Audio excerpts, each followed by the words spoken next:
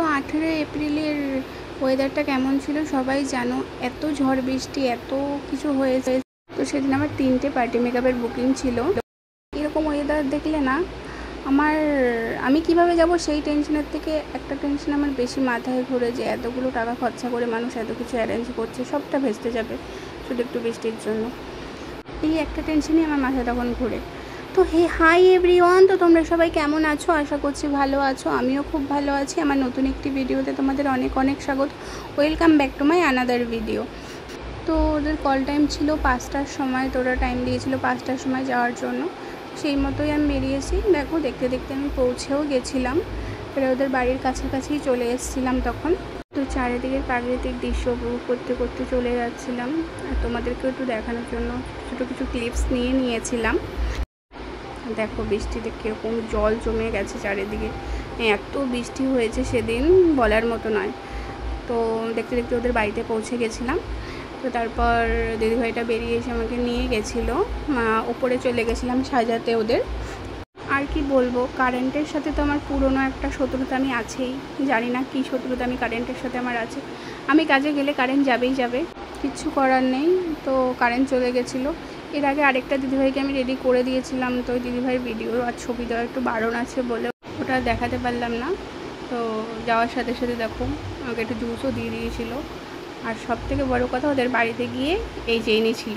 আমার না কেন জানি না ভালো লাগে, বাট খুব খুব ভয় করে। দেখলেই আমার এত ভয় লাগে, প্রচণ্ড ভয় লাগে আমার, আমি কেন জানি না। তো এনাকে একটু তোমাদের সাথে দেখাবো বলে একটু ভিডিও নিয়ে নিয়েছিলাম। দেখো খেলা করছিল, আমি সাজাচ্ছিলাম। আর তারপরে আর কি এক এক করে সবাইকে রেডি করে নিচ্ছিলাম, যেহেতু 3জনাকে আমার রেডি করাতে হতো। তো একটু তাড়াতাড়ি করছিলাম।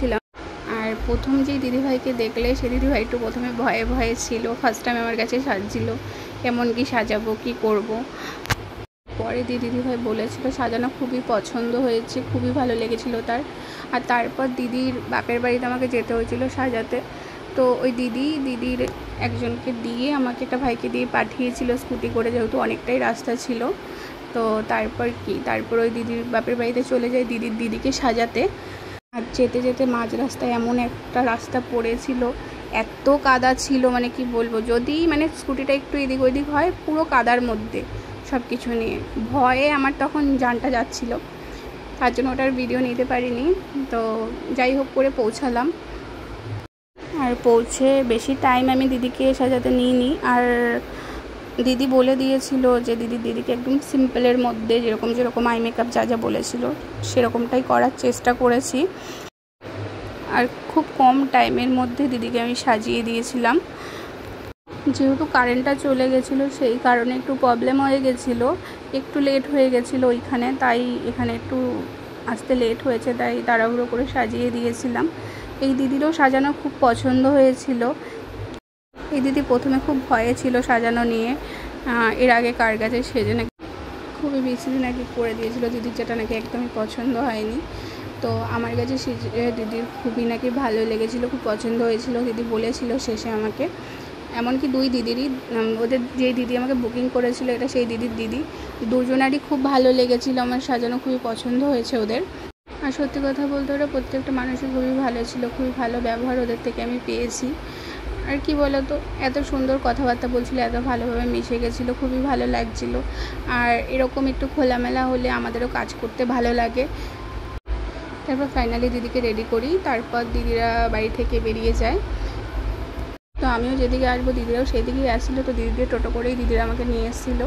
আর এই যে পুচকিটা এত কিউট ছিল কি বলবো। তো চলো আজকের মতো ভিডিওটা এতটুকু, আবার দেখা হচ্ছে নেক্সট কোনো একটি ভিডিওতে খুব তাড়াতাড়ি। ততক্ষণ সবাই ভালো থাকবে, সুস্থ থাকবে, টাটা।